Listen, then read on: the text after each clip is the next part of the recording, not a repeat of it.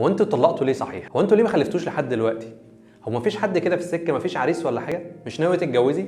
هو انت بتقبض كام؟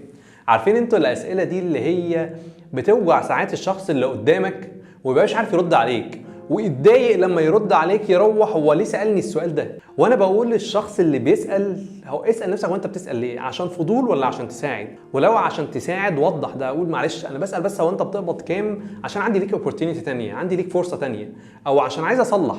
وعايز اقول للشخص اللي بيتسال ما تتكسفش انك تحرج الشخص اللي ما كسفش يحرجك، بس برضه بادب وذوق. هتقول له حاجه من الاثنين، هتقول له شكرا قوي لاهتمامك بس انا مش حابب اتكلم في الموضوع ده، او هتقول له هو انت بتسالني ليه؟ بشكل كده حاسم يوضح له ان انا اتضايقت من السؤال ده، لان الاسئله دي ملهاش اجابه. هو انتوا ليه ما خلفتوش لحد دلوقتي؟ هو انتوا ليه ما اتجوزتوش؟ ليه ما اتجوزتيش؟